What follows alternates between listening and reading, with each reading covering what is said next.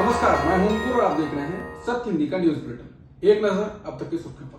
क्या खरमास के बाद बिहार में खेला होगा? ये सवाल पिछले कुछ दिनों से पटना से लेकर दिल्ली तक चर्चा में है। इस बीच आरजेडी अध्यक्ष लालू प्रसाद यादव ने मुख्यमंत्री नीतीश कुमार के लिए दरवाजा खोल देने की बात कही है। ऐसा कहकर उन्होंने सूबे की सियासत में गर्मी ला दी है। उन्होंने कहा कि अगर नीतीश साथ आते हैं तो उनका स्वागत करेंगे। लालू ने कहा कि मुख्यमंत्री नीतीश कुमार के लिए उनका दरवाजा हमेशा खुला है। उन्होंने कहा कि सीएम को भी अपना दरवाजा खुला रखना चाहिए। लालू यादव ने कहा कि अगर वो साथ आएंगे तो हम उनका जरूर स्वागत करेंगे। उन्होंने कहा कि पहले की गलती माफ कर हम उनको अपने साथ रख लेंगे। हम तो कहेंगे कि साथ आइए और साथ में मिलकर काम करिए। हालांकि इससे पहले तेजस्वी यादव कह चुके हैं कि नीतीश कुमार के लिए आरजेडी के दरवाजे बंद हैं। हालांकि राजनीति में अलग अलग तरह से बयान दिए जाते हैं। लालू यादव के बयान के नीतीश कुमार के लिए दरवाजे खुले हैं, इस पर नीतीश कुमार ने बिना बोले बड़ा बयान दे दिया। जब लालू के बयान को लेकर नीतीश कुमार से सवाल पूछा गया तो उन्होंने मीडिया के सामने हाथ जोड़े और हल्की सी मुस्कान चेहरे पर दिखी। हालांकि बिना बोले रिएक्शन दे दिया, जिसके बाद फिर से सवाल उठने लगे कि बैकडोर क्या चल रहा है। नीतीश ने साफ साफ मना क्यों नहीं किया? विधानसभा में नेता प्रतिपक्ष तेजस्वी यादव ने नए साल पर बिहार वासियों के नाम 2 पेज का पत्र लिखा। शुभकामनाएं देते हुए उन्होंने लिखा है कि बिहार की विकास गाथा के इतिहास में वर्ष 2025 ऐसे वर्ष के रूप में याद किया जाएगा जिसने बदलाव एवं नए बिहार के निर्माण की नींव रखी। मैं ये विश्वास दिलाता हूं कि बिहार को उस लक्ष्य पर ले जाकर खड़ा किया जाएगा जहां से प्रगति का सूरज और उन्नति का आसमान निकट दिखेगा। बापू के प्रिय भजन की पंक्तियों ईश्वर अल्लाह तेरे नाम सबको सन्मति दे भगवान के साथ उन्होंने अपने पत्र का समापन किया। पत्र में उन्होंने लिखा है कि तेजस्वी यह प्रण लेकर आ रहा है कि जनता की सरकार आने पर इसी वर्ष घर घर से स्मार्ट मीटर हट जाएंगे। हर घर को 200 यूनिट बिजली मुफ्त मिलेगी। बेरोजगारी का अंधेरा छटेगा, रोजगार की भोर होगी, नौकरी का सूरज हर घर से उगेगा। कृषि आधारित उद्योग, food processing unit, industrial cluster एवं नए उद्योग धंधे स्थापित कर पलायन को रोका जाएगा। माई बहन मान योजना के रूप में हर महीने 2500 रुपए माताओं बहनों के खाते में सीधा पहुंचेगा। दिव्यांगों, विधवाओं और वृद्धों को पेंशन में 400 के बजाय 1500 रुपए दिए जाएंगे। भारत के प्रधानमंत्री मोदी ने अमेरिका के नए चुने गए राष्ट्रपति ट्रंप से बात की और अमेरिका में हुए आतंकी हमलों की निंदा की।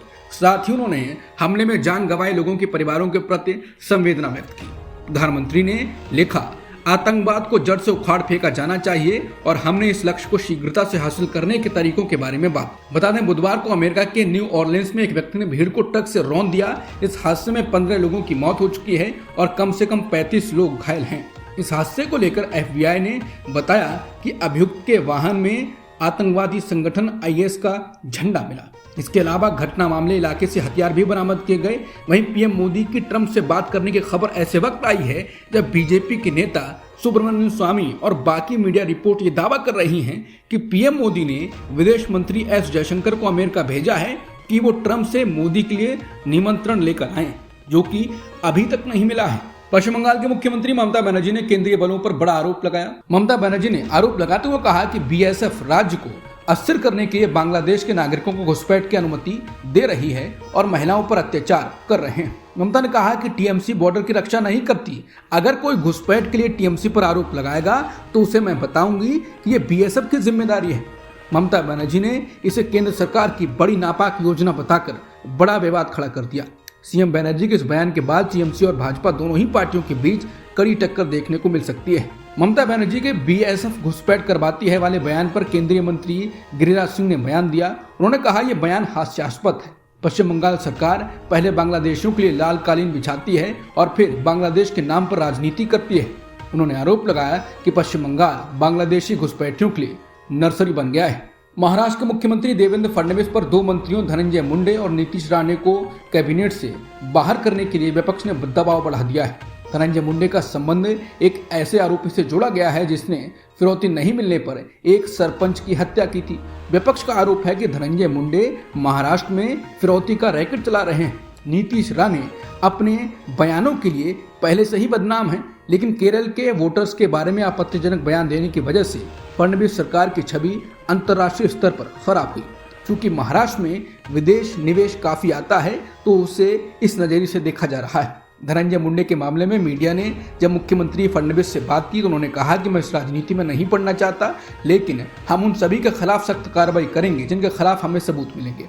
जांच में किसी का कोई दबाव नहीं होगा, हम गुंडागर्दी बर्दाश्त नहीं करेंगे। मेरे लिए सबसे महत्वपूर्ण काम संतोष देशमुख की हत्या के आरोपियों को सजा दिलाना है। हालांकि महाराष्ट्र बीजेपी के प्रवक्ता केशव उपाध्याय ने इस पर कोई भी बयान देने से मना कर दिया।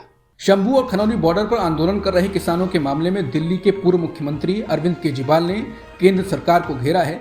अरविंद केजरीवाल ने सोशल मीडिया साइट एक्स पर लिखा, पंजाब में किसान कई दिनों से धरने और अनिश्चित अनशन पर बैठे हैं। इनकी वो ही मांगे हैं जो केंद्र सरकार ने 3 साल पहले मान ली थी, लेकिन अभी तक लागू नहीं की। बीजेपी सरकार किसानों से बात तक नहीं कर रही, उनसे बात तो करो, ये हमारे ही देश के किसान हैं। बीजेपी को इतना ज्यादा अहंकार क्यों है कि किसी से बात भी नहीं करते। उन्होंने कहा कि पंजाब में जो किसान अनशन पर बैठे हैं, भगवान उन्हें सलामत रखें, लेकिन अगर उन्हें कुछ होता है तो इसके लिए बीजेपी जिम्मेदार होगी। केजरीवाल ने कहा कि किसानों को जानकारी के लिए बता दूं कि जो 3 काले कानून केंद्र ने 3 साल पहले किसानों के आंदोलन की वजह से वापस लिए थे, उन्हें पॉलिसी कहकर केंद्र सरकार पिछले दरवाजे से दोबारा लागू करने की तैयारी कर रही है। इस पॉलिसी की कॉपी उनके विचार जानने के लिए केंद्र ने सभी राज्यों को भेजी है। सुप्रीम कोर्ट ने गुरुवार को कहा कि पंजाब सरकार के अधिकारी मीडिया में गलत धारणा पैदा कर रहे हैं कि किसान नेता जगजीत सिंह डल्लेवाल का अनशन तोड़ने की कोशिश की जा रही है। सुप्रीम कोर्ट ने स्पष्ट किया कि उसने डल्लेवाल के विरोध को समाप्त करने का कभी निर्देश नहीं दिया है, लेकिन वो केवल उनके स्वास्थ्य को लेकर चिंतित है। सुप्रीम कोर्ट ने पंजाब सरकार से आगे कहा कि उसके अधिकारी और कुछ किसान नेता किसानों के विरोध प्रदर्शन के बारे में गैर जिम्मेदाराना बयान दे रहे हैं, जिससे स्थिति जटिल हो रही है। बार एंड बेंच की एक रिपोर्ट के अनुसार जस्टिस सूर्यकांत और जस्टिस सुधांशु घुलिया की सुप्रीम कोर्ट की बेंच ने कहा कि अगर डल्लेवाल मेडिकल हेल्प मांगते हैं तो उन्हें किसानों के विरोध प्रदर्शन के बारे में चिंता करने की जरूरत नहीं है। AIMIM के अध्यक्ष असदुद्दीन ओवैसी की याचिका पर सुप्रीम कोर्ट सुनवाई को तैयार हो गया है। ओवैसी ने प्लेसेस ऑफ वर्शिप एक्ट 1991 यानी उपासना स्थल कानून को लागू करने वाली जनहित याचिका दायर की थी। ओवैसी ने फिर इसे सोशल मीडिया प्लेटफॉर्म एक्स पर शेयर किया। ओवैसी ने बताया कि मेरी ओर से कोर्ट में वकील निजाम पाशा पेश हुए।